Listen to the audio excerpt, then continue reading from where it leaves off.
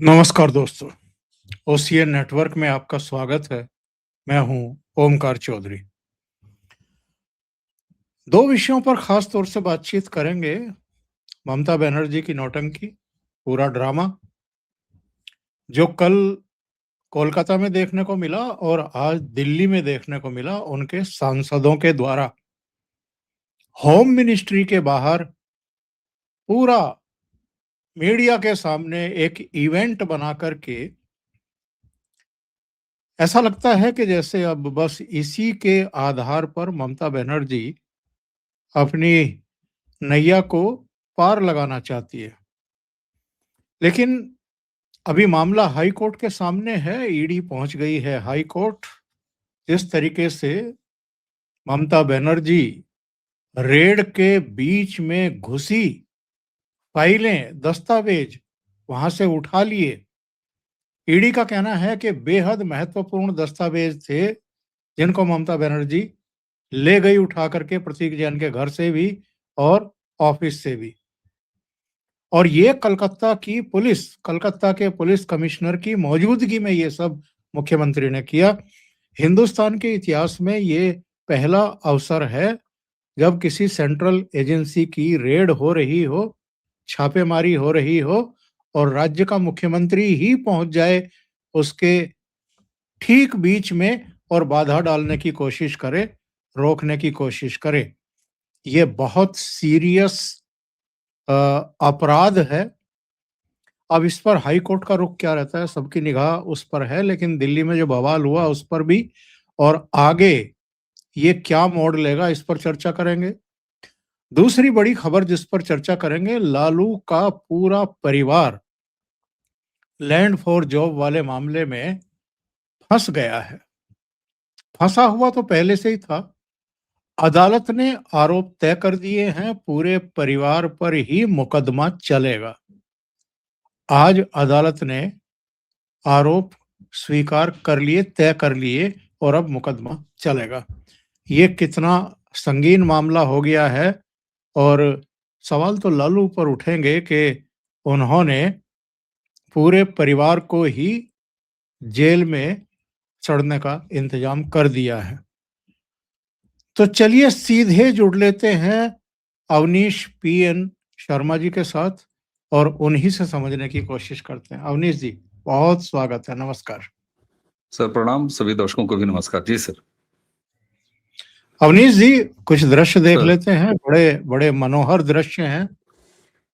चलो, ऐसा चलो, ऐसा चलो, आराम से चलो, आराम से चलो, आराम से चलो, आराम से चलो, आराम से चलो।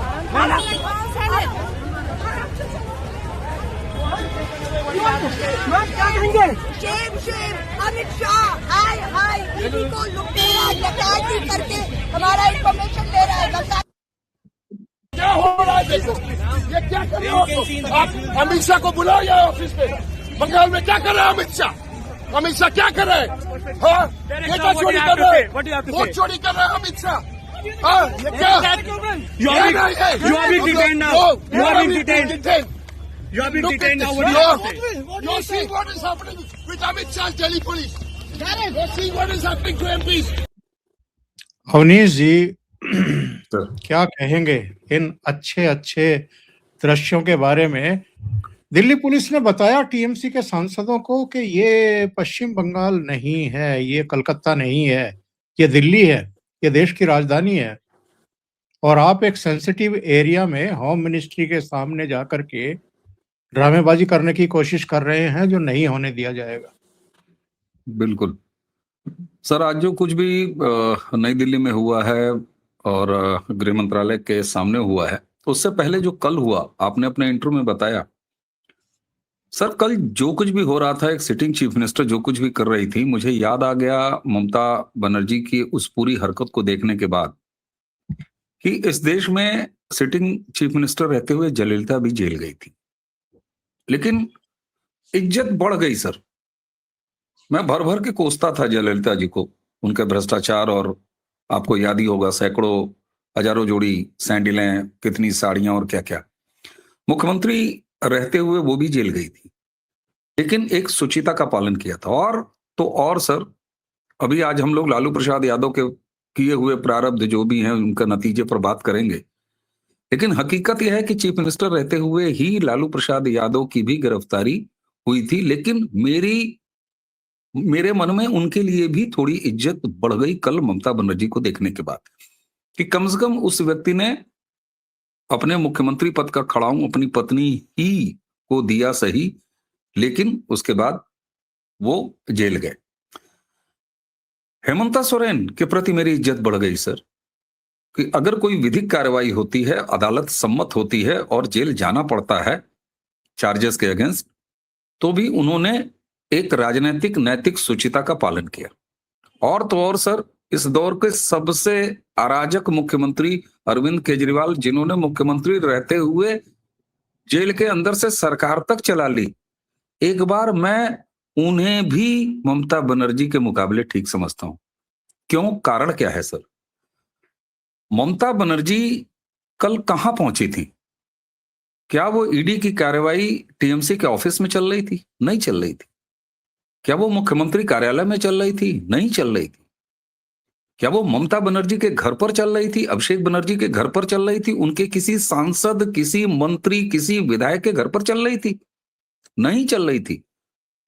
वो कहां चल रही थी? वो आईपेक नाम की एक कॉर्पोरेट कंपनी, एक प्राइवेट कंपनी, आप उसे दर्शकों की आसानी के लिए मैं कह दूं, किसी सीए के ऑफिस पर, किसी सीए के घर पर वो रेड चल रही थी, जो किसी एक बड़े साहूकार का काम देखता है।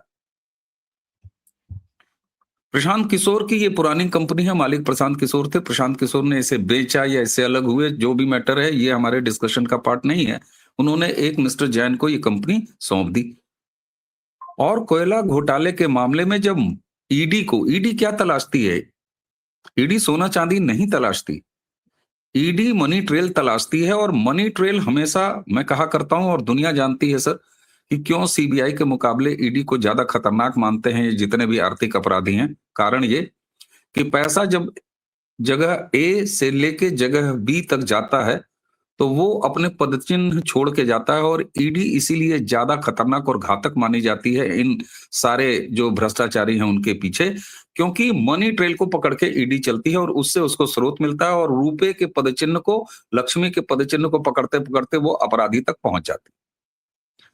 कोयला घोटाले मामले में साफ तौर पर यह हुआ कि हवाला का कुछ पैसा इस आईपैक कंपनी के जरिए भी इधर उधर किया गया, जिसमें अभिषेक बनर्जी यानी भतीजा मुख्यमंत्री के इन्वॉल्व है।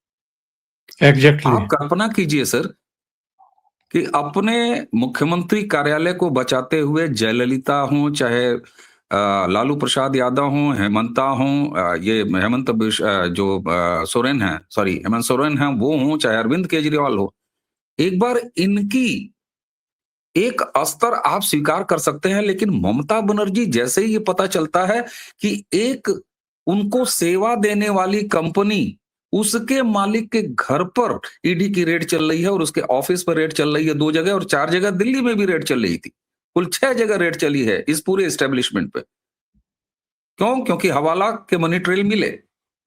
और उसके बाद एक सिटिंग चीफ मिनिस्टर अपनी पूरी कानवाय लेके और कमिश्नर को साथ लेके, एक तरफ एक कानवाय और खुद वो उस जैन यानी एक व्यापारी के घर पर पहुंचती है उसे बचाने के लिए, और दूसरी तरफ अपने कलकत्ता पुलिस के लोगों को भेजती है उस ऑफिस में जहां दूसरे लोकेशन पर रेड चल रही थी एक साथ, और वहां से भी कागजात उठा के छीन के गाड़ी में भरती है। और पुलिस की वो गाड़ी नहीं है, वो कोई सामान्य गाड़ी नहीं है, वो ममता बनर्जी के कॉन्वॉय की गाड़ी है जो ऑफिस में थी आईपैक के, और जो घर पर तो खुद ममता बनर्जी सशरीर मौजूद थी। ये क्या है सर? क्या ममता बनर्जी जो वहां पर बकवास कर रही थी उसके बाद माइक में आके कि ये हमारे इलेक्शन की पूरी स्ट्रेटजी चोरी की जा रही है और कैंडिडेट की लिस्ट है वो जो हाथ में नीले रंग की फाइल, मैं पूछना चाहता हूं क्या ममता बनर्जी की पार्टी तृणमूल को अब कोई बनिए या परचून की दुकान से चलाया जा रहा है? किसी व्यापारिक फर्म के ऑफिस से ये पूरी पार्टी चल रही है? क्या ये कारपोरेट पार्टी है? क्या इसके पास संगठन नहीं है? क्या टीएमसी के पास ऑफिस नहीं है? ये बिल्कुल फ्रॉड था। दरअसल वो सारे के सारे वो कागजात, वो दस्तावेज थे जिनसे उन हवाला कारोबार का पूरा सबूत था। और इस समय बिल्कुल 2 बजे हमने अपने रिकॉर्डिंग शुरू की है। ईडी कलकत्ता हाई कोर्ट पहुंची है और उसने बाकायदे पार्टी बनाया है ममता बनर्जी को। अभी हियरिंग शुरू हुई है और जो प्रथम संकेत आए हैं, मेरे सामने अपडेट खुला हुआ है, जो प्रथम संकेत आए हैं सर, अदालत ने इसे गंभीर माना है प्रथम दृष्टया, और उसने दोनों पार्टीज को पत्र लेके एक नई डेट देने पर विचार चल रहा है और अभी थोड़ी देर में ये अपडेट आ जाएगा। उसके बाद ममता बनर्जी की धूर्तता आप देखिए सर।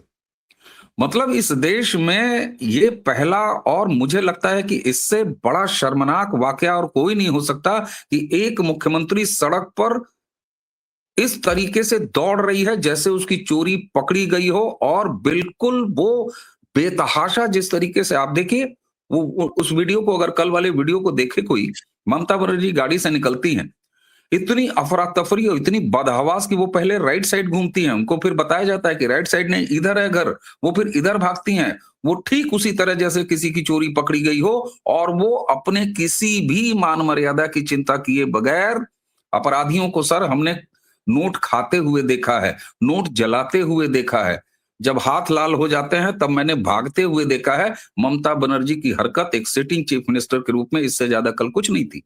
इससे बड़ा सार्वजनिक रूप से अपने भ्रष्टाचार, अपने करप्शन का सबूत दिया है ममता बनर्जी ने, जो चीख चीख के चिल्ला रहा है। उसके वीडियो फुटेज मौजूद है।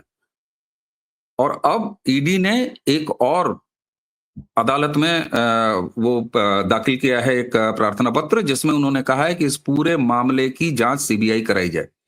सीबीआई जांच की बात की है क्योंकि ईडी मनी मैटर्स की जांच करती है, उसको अपने लिए न्याय पाने के लिए कोर्ट जाना पड़ रहा है।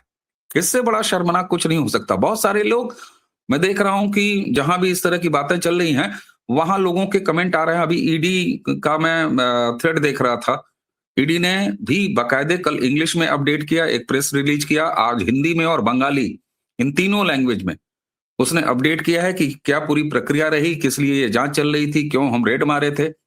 और रेड हमेशा अनायास मारी जाती है।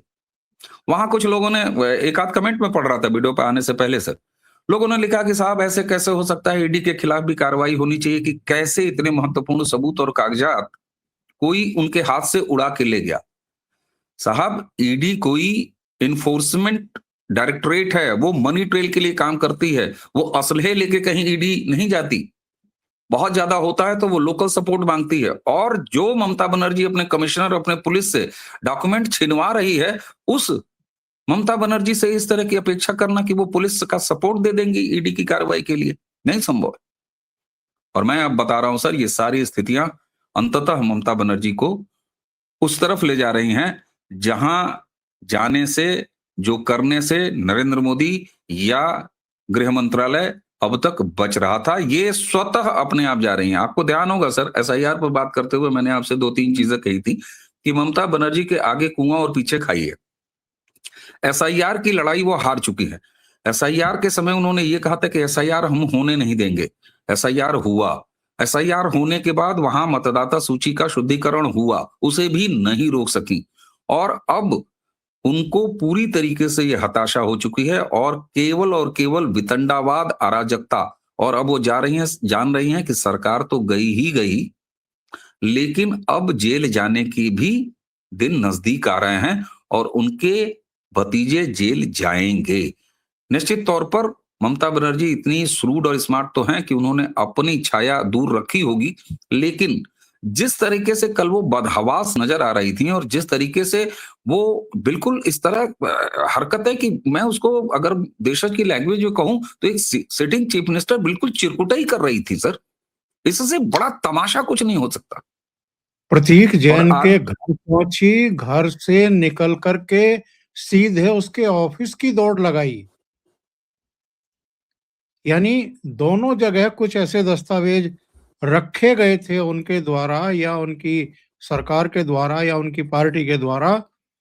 इनको आशंका थी कि रेड होगी तो यहाँ नहीं होगी, दूसरी जगहों पर होगी, लेकिन बिल्कुल सर, और ये सामान्यतः होता है। वहीं पर जी ये सामान्यतः होता है सर। अपराधी जो होते हैं ना, वो अपनी चीजें या तो बेनामी संपत्तियों के नाम पर रखते हैं या फिर ऐसी जगहों पर छुपा के रखते हैं कागज पत्र जहां पर उनको लगता है। अब देखिए, अक्सर क्या होता है कि जब कोई आर्थिक घोटाला होता है तो सीएज वगैरह के यहाँ भी रेड पड़ती है, लेकिन यहाँ सीए के यहाँ नहीं रखा गया, चार्टेड अकाउंटेंट के यहाँ नहीं रखा गया। यहाँ किसके यहाँ रखा गया कि वो एक पॉलिटिकल एडवाइजरी फर्म है जो इनको राजनीतिक सेवाएं देती हैं, तो इनको कल्पना रही होगी कि यहां तो नहीं रखेंगे, और इसीलिए ममता बनर्जी उन डॉक्यूमेंट्स को, हार्ड डिस्क को लेके जा रही है जब, तो कह रही है इसमें हमारे कैंडिडेट की लिस्ट है। अरे मैं पूछता हूं कि एक पॉलिटिकल एडवाइजरी फर्म आप कैसे चुनाव लड़ेंगी, किस तरीके से आपका प्रचार चलेगा, किस तरीके से आपकी स्ट्रेटजी चलेगी, ये डिसाइड करती है। ममता बनर्जी किसको मूर्ख बना रही हैं? कैंडिडेट और प्रत्याशियों की लिस्ट वो किसी एडवाइजरी फर्म के पास रहती है। अगर ऐसा ही है तो ममता बनर्जी के सारे विधायकों को और उनके कार्यकर्ताओं को उनका गिरेबान पकड़ना चाहिए कि आपकी पार्टी, हमारी पार्टी चला कौन रहा है? एक व्यापारी चला रहा है, एक कारपोरेट कंपनी वाला चला रहा है, एक एडवाइजर चला रहा है, एक कंसल्टेंसी फर्म चला रही है, पूरी की पूरी तृणमूल। ये किसे मूर्ख बना रही है? निश्चित तौर पर वो सारे ऐसे डॉक्यूमेंट्स थे। और एक चीज और, अदालत में, हाईकोर्ट में जो रेड डाली है ईडी ने, उसमें उसने लिस्ट ऑफ डॉक्यूमेंट की एक डिटेल दी है कि ये डॉक्यूमेंट हमने वहां पाए हैं, और इस बात के फिजिकल सबूत मौजूद हैं, वीडियो मौजूद है कि ममता बनर्जी वो सारे कागज ले गई। वो सारे कागज अब कहां गई? ममता बनर्जी ने अपने घर, अपने भतीजे के घर को रेड डलवाने के लिए इनवाइट कर लिया है ईडी को। हमें उम्मीद है कि हाईकोर्ट इसमें डिसीजन जरूर कुछ ऐसा देगा, क्योंकि गंभीर तो उसने प्रथम दृष्टया मान लिया है। अब आते हैं सर, ये दिल्ली में जो तमाशा हो रहा है होम मिनिस्टर के ऑफिस के सामने, सर ये चाहे डेको ब्रायन हो, चाहे महुआ मोइत्रा हो, ये सारे लोग अपने मालिकिन के प्रति स्वामी भक्ति प्रदर्शित कर रहे हैं, इससे ज्यादा और कुछ नहीं। और अगर आप ममता बनर्जी की पूरी राजनीतिक लाइफ को देख लीजिए, आप तो शुरू से उनको ट्रैक कर रहे हैं। ज्योति बसु के कार के बोनट पर कूदकर अपना राजनीति चमकाने वाली यही तो ममता बनर्जी का स्वभाव है। और उस समय उनके पीआर और जो इकोसिस्टम के लोग थे, उन्होंने उनको क्रांतिकारी महिला बताया, तेवर वाली महिला बताया। अराजकता से वो चुनाव जीतती रही हैं, वोट चोरी नहीं, वोट डकैती करके वो चुनाव जीतती रही हैं, गुंडई के बल पर चुनाव जीतती रही हैं। और एसआईआर के बाद जो और बाकी कदम इलेक्शन कमीशन बंगाल के चुनाव को लेकर उठा रहा है, 4000 सेंट्रल पर्यवेक्षकों की तैनाती, आपत्तियों के निस्तारण के लिए शून्य रिटर्न आना, जो कि 1 करोड़ के लगभग जो ऐसे मतदाता थे जिनके ऊपर संदेह था, उनमें से ऑलमोस्ट जीरो रिटर्न हो रहा है कागज के साथ। तो एक लंबा और अच्छा उनका जो फर्जी वोट है वो गायब हो गया। 4000 पर्यवेक्षक इलेक्शन कमीशन ने वहां पर तैनात किए। उसके अलावा ग्रामीण इलाकों में ये जो गुंडई करती थी टीएमसी के बदौलत, अपने गुंडों के बदौलत, वो तो ठीक, उसको तो रोका ही जा रहा, लेकिन उसके साथ जो अर्बन एरियाज हैं, एक कटु सत्य है बंगाल का सर, जो इवन कलकत्ता के जो मल्टी स्टोरी बिल्डिंग्स हैं, जो सोसाइटीज थी, गेटेड सोसाइटीज जो थी, वहां भी टीएमसी के गुंडे बिल्कुल रूरल बंगाल की तरह तैनात हो जाते थे और उनको वोटिंग के लिए जाने नहीं देते थे। इलेक्शन कमीशन ने छोटे छोटे मतदान केंद्र बनाए हैं मल्टी स्टोरी बिल्डिंग्स में, और जो रिहायशी इलाके हैं वहां पे।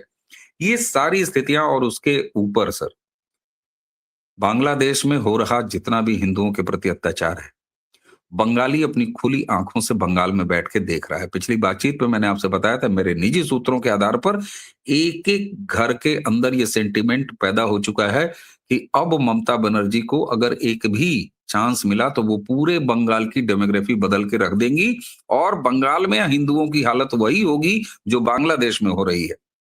इसलिए ममता बनर्जी के पास अब इसके अलावा कुछ नहीं है। चुनाव और राजनीति तो उनकी समाप्त तो हो रही है, ये अच्छी जानती हैं।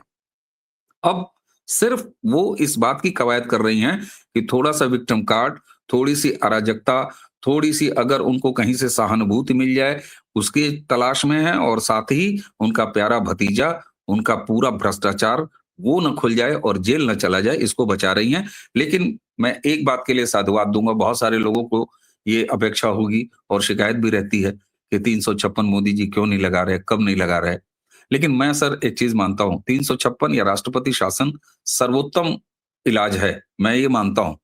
बंगाल की जो हालत ममता बनर्जी ने कर दी है, चाहे वहां इलेक्शन मैनेजमेंट को लेके लॉ एंड ऑर्डर की कंप्लीट कोलैप्स है। एक मुख्यमंत्री जब खुद गुंडई करते हुए सड़क पर उतर रही है और सबूत सरकारी एजेंसी के हाथ से छीन रही है, इससे बड़ा लॉ एंड ऑर्डर की सिचुएशन और क्या होगी। लेकिन सर मैं साथ ही साथ ये मानता हूं कि किसी भी बड़े फोड़े का इलाज प्राकृतिक ढंग से होना चाहिए। बंगाल का मतदाता जब ममता बनर्जी को रिजेक्ट करे, उनकी राजनीति, अराजक भरी राजनीति को रिजेक्ट करे, मुझे लगता है कि इससे अच्छा अस्थायी उपचार और कुछ नहीं होगा।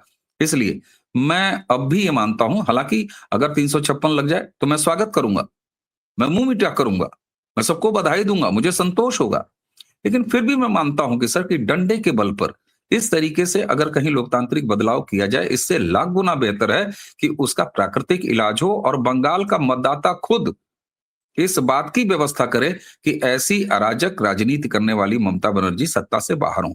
ये मुझे ज्यादा बेहतर लगेगा और इसकी आशा तब और मुझे मजबूत होते हुए दिखाई देती है जब आपके इलेक्शन कमीशन, एक संवैधानिक बॉडी ने अच्छे तरीके से सफल SIR करा के मतदाता सूची का एटलीस्ट शुद्धिकरण कर लिया है। और अगर मतदाता सूची की शुद्धता सुनिश्चित हो जाएगी तो ममता बनर्जी जैसी अराजक लोग और फर्जी तरीके से चुनाव जीत के आने वाले वो सत्ता से बाहर हो जाएंगे।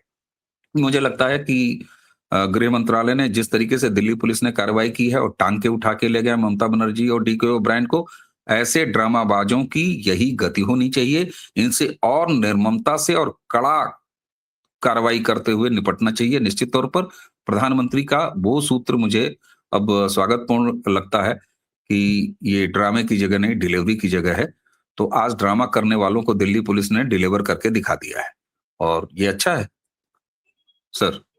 डेरेक ओब्रायन और महुआ मोइत्रा को आप, ममता बनर्जी को आपने टंगवा दिया था, इसलिए मैंने करेक्शन किया। तो सॉरी मैं डिक ओब्रायन और Mahua Moitra, I am so sorry. तो मैं ये कह रहा हूं कि PMLA एक्ट में क्या ये प्रावधान है या पॉलिटिकल पार्टियों को कोई इम्यूनिटी मिली हुई है कि वो अगर भ्रष्टाचार करेंगे, मनी लॉन्ड्रिंग करेंगे, तो पॉलिटिकल पार्टियों के यहाँ रेड नहीं पड़ सकती है, PMLA में ED कार्रवाई नहीं कर सकती है? क्योंकि इन्होंने एक मुलम्मा चढ़ाया उसका बचाव करने के लिए, प्रतीक जैन का, उसको IT सेल का हेड बना करके, और ये कह करके कि ये तो उसका जो घर है अब वो भी TMC का और उसका जो दफ्तर है वो भी TMC की ब्रांच है।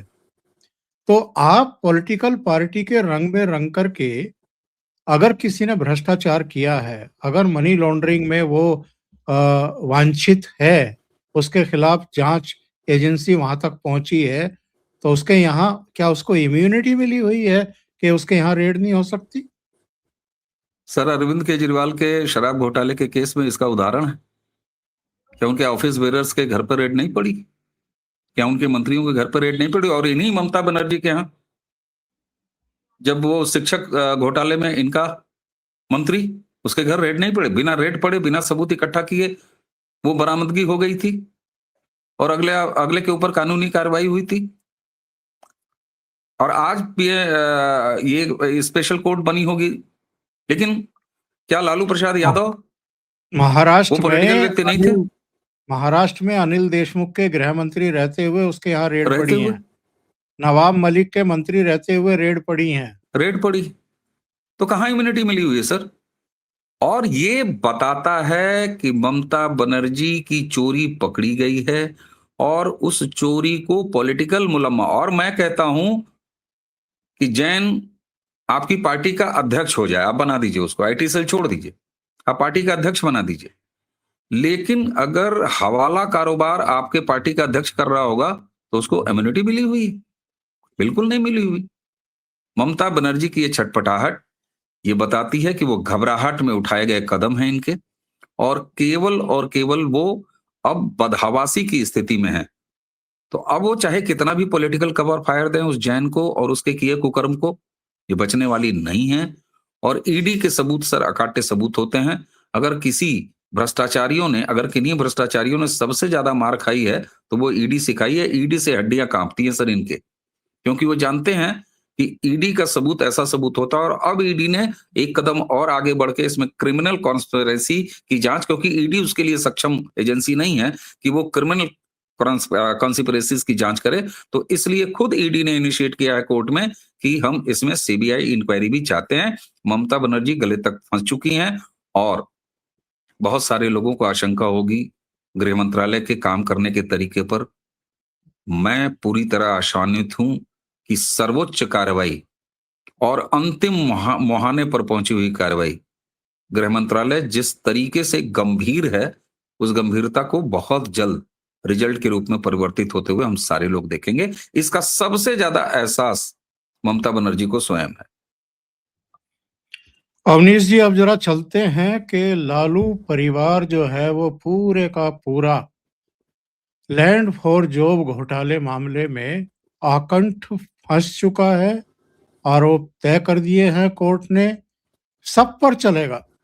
तेज प्रताप का नाम भी मैं देख रहा था, तेज प्रताप भी कोर्ट में मौजूद थे, बस राबड़ी और लालू नहीं थे। हो सकता है स्वास्थ्य कारणों से उनको छूट मिली हो या नहीं पहुंचे हो, बाकी सारा परिवार अदालत में मौजूद था। प्रिवेंशन ऑफ करप्शन एक्ट के सेक्शन 8, 9, 11, 12, 13 ये सब लगे हुए हैं। 7 साल की सजा का प्रावधान है। 467, 468, 471 भी है। कुल मिलाकर के अधिकतम सजा 10 साल तक हो सकती है, और सारी सजाएं साथ भी चली तो भी 10 साल का तो मामला बनता है। तो लालू यादव ने जो कुछ किए हैं कर्मकांड, अब सारे परिवार को ही जेल भेजने का इंतजाम कर दिया उन्होंने। बिल्कुल सर, इसमें जो रेल फॉर ये जॉब वाला जो घोटाला था, इसमें कुल 103 आरोपी थे। 103 में से 5 लोगों की मृत्यु हो गई थी चूंकि, तो 98 बचे। 98 में से 52 को बरी किया है और 46 पे आरोप चार्जेस जो हैं वो फ्रेम किए हैं। आपने कहा सर इसमें तेज प्रताप, लेकिन तेज प्रताप दरअसल इसमें नहीं शामिल है। लालू यादव की जो फैमिली है उसमें लालू खुद, राबड़ी देवी, तेजस्वी, मीसा भारती और हेमा यादव, परिवार से इतने लोग हैं। तेज प्रताप नहीं है। और बाकी आपने बता ही दिया क्या होना है उसमें। ओपन एंड शट केस है, रेलवे के बहुत सारे अधिकारी हैं, बिल्कुल सारे एविडेंसेस क्लियर हैं। तो लैंड फॉर जॉब मामले में तो बिल्कुल साफ तौर पर इनको सजा होनी है। और तेज प्रताप को इस बात का एहसास था, और तेज प्रताप ने इसीलिए ये सारे लोग मजबूर हुए। और वहां तेजस्वी की अपनी जलन भी थी। तेजस्वी को ये भविष्य पता था कि पिताजी जी इंडिया टीवी इतनी बड़ी गलती कैसे कर सकता है?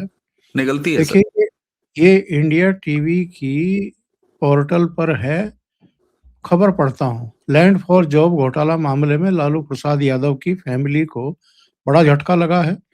कोर्ट में लालू के पूरे परिवार पर आरोप तय हो गए हैं। परिवार के मुखिया लालू यादव, उनकी पत्नी राबड़ी देवी, बेटी मीसा भारती पर आरोप तय कर दिए गए हैं। इसके अलावा बेटे तेज प्रताप, बेटे तेजस्वी और बेटी हेमा के खिलाफ भी आरोप तय हो गए हैं। ये जान लें कि लैंड फॉर जॉब मामले में कुल 98 आरोपियों में से 52 लोगों को कोर्ट ने आरोप मुक्त भी किया है। तो ये अपडेट मैं देख रहा था, जिसकी वजह से मैंने तेज प्रताप का नाम लिया है। नहीं, बिल्कुल सही है सर, लेकिन हकीकत यह है कि तेज प्रताप नहीं है। आप याद कीजिए, इससे पहले भी जब ये इनिशिएट हुआ था राउज एवेन्यू में, तब हमने और आपने ही चर्चा किया था, और उसमें इस एंगल पर चर्चा करते हुए मैंने ये कहा था कि ये भला हो प्रारब्ध देखिए सर, क्योंकि उस समय अभी बिहार इलेक्शन चल रहा था, और बिहार इलेक्शन में तेज प्रताप अलग पार्टी बना के अपना इलेक्शन लड़ने की तैयारी कर रहे थे। और मैंने ये बड़े साफ तौर पर कहा था कि इस पर हम लोगों की चर्चा हुई थी कि देखिए तेज प्रताप बेचारे कैसे बच गया, और तेज प्रताप का ये प्रारब्ध था। और वरना तो लालू के पुत्र होने के नाते तेज प्रताप को भी इसमें आना ही आना था। और रोहिणी आचार्य भी बच गई हैं, और बाकी 2 बेटियां भी बच गई। 9 बेटियां हैं, 9 बेटियों में से केवल 3 ही बेटियां हैं इसमें। नहीं, रोहिणी नहीं बची है, सॉरी, रोहिणी है। 1 मिनट सर, रोहिणी है इसमें, तेजस्वी नहीं, रोहिणी नहीं है, राबड़ी है, तेजस्वी, मीसा भारती और हेमा, ये इतने लोग हैं। रोहिणी आचार्य भी बच गई है। सर देखिए एक्चुअली अब लालू प्रसाद यादव के परिवार के अंदर ही आप देखिए ये जो विघटन हुआ है, इन विघटन में ये साफ था कि परिवार के अंदर ये बातें चल रही थी। परिवार को ये पता था, तेजस्वी को ये पता था कि पिताजी ने हमको फंसा दिया है, हमारा नाम तो आ गया, हम तो जाएंगे ही। माताजी एक बार फिर नपेंगी, मीसा भारती भी नपेंगी, हेमा भी नपेंगी। हेमा राजनीतिक परिदृश्य से, चर्चाओं से बिहार इलेक्शन में बाहर थी, लेकिन आप देखिए एक पूल में हमेशा लालू प्रसाद यादव, चाहे मजबूरी में या जैसे भी, राबड़ी देवी, तेजस्वी यादव और उनके साथ मीसा भारती हमेशा एक पूल में खड़े रहे हैं। ये साफ दिखाता है कि इस केस को लेके, इसके जेल जाने के भविष्य को लेके ही परिवार के अंदर अलग अलग खेमे बट गए थे। उसमें से रोहिणी आचार्य के साथ जो हुआ वो आपने देखा ही, तेज प्रताप के साथ जो कुछ हुआ वो सबने देखा ही। तो खुद परिवार को ये पता था और तेजस्वी ने जो जल्दीबाजी की, तेज प्रताप को किनारे लगा के, उसके बाद जैसे ही पहले तेज प्रताप को निपटाया, उसके बाद तुरंत रोहिणी आचार्य के साथ भी दुर्व्यवहार करके ये सुनिश्चित किया कि घर छोड़ के ये भी चली जाए, क्योंकि उन्हें पता था कि एक न एक दिन मम्मी पापा के साथ मैं, मीसा और हेमा, हमें जेल जाना है। तो फिर पूरी राजनीतिक विरासत अगर रोहिणी उस घर में रहेगी, क्योंकि वो इलेक्शन में लड़ चुकी थी, राजनीति में वो आ चुकी थी, तेज प्रताप भी राजनीति में आ चुके थे, तो निश्चित तौर पर रोहिणी और तेज प्रताप लालू प्रसाद की उस पूरी राजनीतिक विरासत को आगे बढ़ाते। और एक बार जब कोई पार्टी को ओन कर लेता है सर, तो ये हमने अपने यहाँ उत्तर प्रदेश में सैफई परिवार में देखा है कि किस तरीके से चाचा को ठिकाने लगाया गया, किस तरीके से अपने चचेरे भाई को, यहाँ तक कि अपने सौतेले भाई को, प्रतीक की मैं बात कर रहा हूं, उसको भी पूरी तरीके से इंश्योर किया गया। हालांकि वो कभी भी राजनीति में आना नहीं चाहता था, लेकिन अगर उसकी पत्नी ने एंट्री मारी तो उसको भी कैसे ठिकाने लगाया गया। तो ये एक विरासत को कब्जा करने के लिए, और एक बार जो ड्राइविंग सीट पर बैठ जाता है तो फिर आप जेल में जाने के बाद आपके चेहरे पर एक कालिक भी पुती होगी। फिर आप जब वापस आएंगे, मान लीजिए कल को जमानत हो जाए या अपनी सजा पूरी कर पाए, तो फिर उस राजनीतिक विरासत को वापस लेना तेजस्वी के लिए बड़ा मुश्किल हो जाता। इसलिए तेजस्वी, मीसा ने मिलके तेज प्रताप को पहले ठिकाने लगाया, कन्विंस किया राबड़ी देवी को, लालू प्रसाद यादव को, और उसके बाद बचा खुचा जो था संभावना कि रोहिणी कहीं एक, चूंकि वो भी एक लोकसभा का इलेक्शन लड़ चुकी, इलेक्शन का मतलब राजनीति में एंटर कर चुकी औपचारिक रूप से, तो उसको भी ठिकाने लगा दिया। तो ये बिल्कुल ओपन एंड शट केस है। इसमें हमको, आपको क्या विश्वास होगा कि वो जेल जाएंगे? खुद अपराधियों को ये पूरा भरोसा है कि वो जेल जाएंगे। ये उनके पहले की, उनके परिवार के अंदर और बाहर चल रही हरकतें ही बताती हैं जो तेजस्वी ने किया था। जी। लेकिन ये केस बताते हैं, चाहे ये कलकत्ता में जो कुछ ड्रामा हुआ, होम मिनिस्ट्री के बाहर ड्रामा हुआ, या लालू प्रसाद यादव के कुनबे पर आरोप तय हुए, या महाराष्ट्र में भी अगर हम देखें, अलग अलग राज्यों में जो वंशवादी परिवार हैं, जो अपने उत्तराधिकारियों को भी आगे बढ़ाने और लाने और उनको पदों से नवाजने की चिंता में ही डूबे हुए हैं। प्रदेश का भला हो नहीं हो, देश का भला हो नहीं हो, उससे कोई लेना देना नहीं है। और जब एक बार लाइसेंस मिल जाता है जनता का कि भाई अगले 5 साल आप सरकार चलाइए, तो उसके बाद फिर लूट खसोट के नए मानदंड, नई चोटियां पहाड़ की खड़ी करते हैं ये लोग। कहाँ पहुंच गया है देश, अवनीश जी? सर देश बहुत सही जगह पहुंच गया है। थोड़ा सा अजीब लगेगा जैसे मैंने इस बात की शुरुआत की है, क्योंकि सर मेरा ये मानना है कि हम जितनी समस्याओं पर बात करें उसके साथ ही साथ समाधान की तरफ देखें। अगर समाधान हम खोजने का पहले तो प्रयास करें, दूसरा अगर कहीं समाधान होते हुए दिख रहा है तो उन तरीकों की पहचान करके मुझे लगता है कि दर्शकों के सामने रखना यह भी एक बड़ा पुनीत और नैतिक काम। मैंने अभी कहा कि देश बहुत सही जगह पहुंचा है सर। 2014 में इस देश ने ये समझ लिया कि अगर इन खानदानों के पास, कांग्रेस और कांग्रेसी इकोसिस्टम के पास अगर केंद्र की सत्ता 5 साल और रही तो भारत न जाने किस गर्त में पहुंच जाएगा। और तब इस देश ने निर्णय लिया, 2014 में उसने सत्ता परिवर्तन कर दिया। 5 साल उसने अपने इस डिसीजन को सही होते हुए, फलीभूत होते हुए देखा, और देश को वापस एक ट्रैक पर, चाहे वो विकास के मामले में, चाहे रक्षा के मामले में, चाहे इस देश की सनातन संस्कृति के मामले में, चाहे इस देश के संस्कार को पुनर्जीवित होने के मामले में, चाहे आस्थाओं के मामले में, इन सारी चीजों को उत्तरोत्तर आगे संवर्धित होते हुए देखा।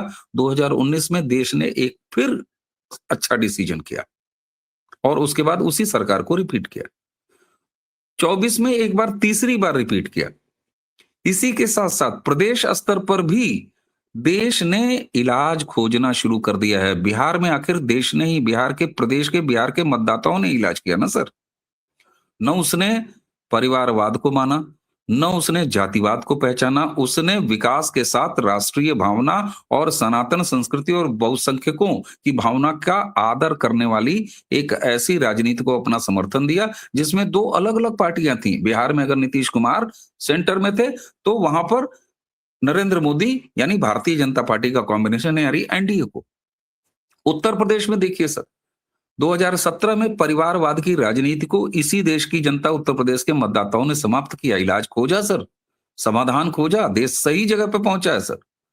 और 3 दशकों के बाद उसने फिर 2022 में कहा न किसी परिवारवादी को देना है, न किसी जातिवादी को देना है, न किसी ऐसे व्यक्ति को देना है जो राम को गल्प मानने वालों के साथ हो, जो भारत की सनातन संस्कृति का अनादर करता हो, जो कुंभ को ऐसे बदनाम करता हो, जो रामचरितमानस को गालियां दिलवाता हो। ऐसे व्यक्तियों को, ऐसे परिवारों को सत्ता से बाहर रखना है। और 3 दशकों के बाद 2022 में फिर योगी आदित्यनाथ की सरकार वापस आई सर।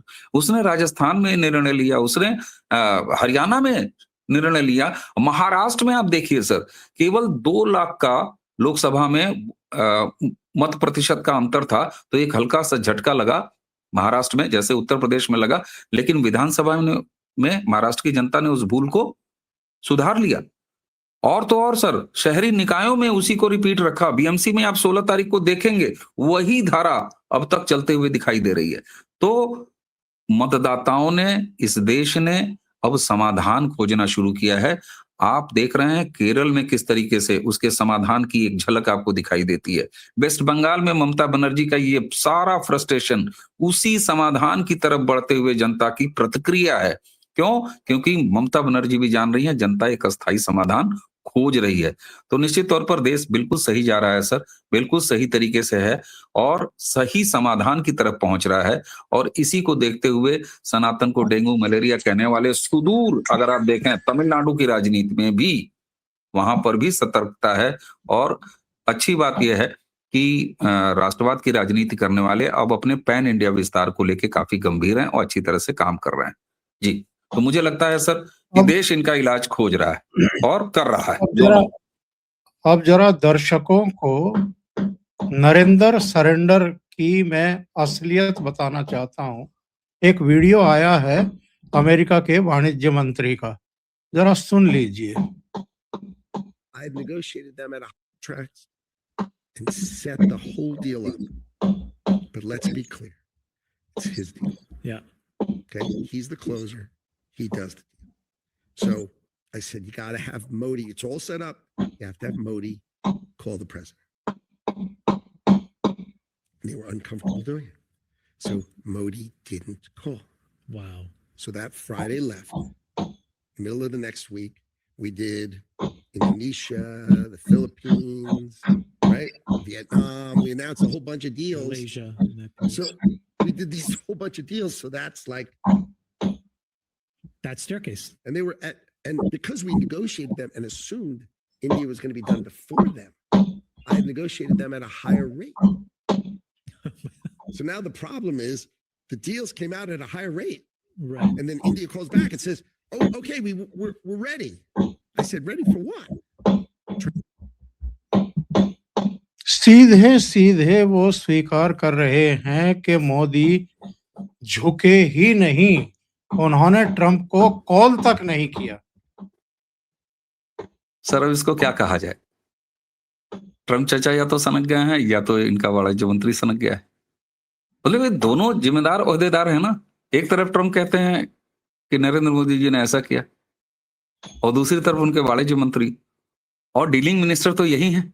अगर भारत और अमेरिका के बीच में ट्रेड को लेके वो नेगोशिएशंस चल रहे हैं, तो डीलिंग मिनिस्टर तो वहां का कॉमर्स मिनिस्टर, और कॉमर्स मिनिस्टर कह रहा है कि भाई वो बात करने को तैयार नहीं। उन्होंने ये कॉल नहीं किया, उन्होंने कहा बात करने को तैयार नहीं।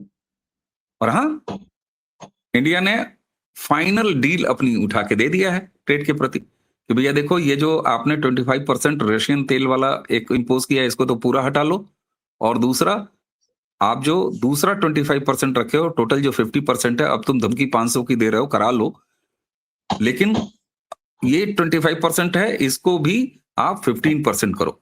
ये फाइनल कोट, एक तरह से फाइनल ऑफर भारत की तरफ से दिया जा चुका है। उसके बाद भारत ने ट्रेड पर कम्युनिकेशन बंद कर दिया है। नो वे कम्युनिकेशन, बिल्कुल कम्युनिकेट ही नहीं कर रहा है। उन्होंने फाइनल दे दिया कि ये 25 तो बिल्कुल नहीं चलेगा, ये जो रशियन तेल। और दूसरा, अभी ट्रम्प साहब ने एक और कहा था ना, एक अपने सीनेटर को बीच में दरवाजे पे खड़ा करके कि वो तेल खरीदना उन्होंने कम कर दिया है। तो सर बिल्कुल तेल खरीदना कम किया है, लेकिन तेल किस लिए खरीदना कम किया है ये भी तो जरा देखें। हम रशिया से जो तेल ले रहे थे, उसकी अपनी डोमेस्टिक आपूर्ति के बाद हम उसका ज्यादा हिस्सा प्रोसेस करके यूक्रेन को या फिर यूरोपियन कंट्रीज को, यहां तक कि अमेरिका को हमने बेचा है और प्रॉफिट कमाया है अपने लिए। लेकिन कब 2020-21 में जब इंटरनेशनल प्राइसेस जहां थी, उस पर जितना हमको डिस्काउंट देता था रशिया, तो उसने मैक्सिमम हमको $18-19 तक प्रति बैरल डिस्काउंट दिया है। लेकिन एक बार फिर अब जो है $2 का डिस्काउंट रशिया दे रहा है। तो जब उसने अपना डिस्काउंट जो है लोएस्ट कर दिया, तो हमने थोड़ा सा, और ये सामान्य सी बात है सर कि जब आपको कहीं से छूट ज्यादा मिलता है, डिस्काउंट ज्यादा मिलता, जब डिस्काउंट ज्यादा मिला तो हमने ज्यादा तेल खरीदा। जब वो डिस्काउंट कम करते गए, और इस समय रशियन तेल पर उनकी तरफ से डिस्काउंट सबसे लोएस्ट है $2 प्रति बैरल।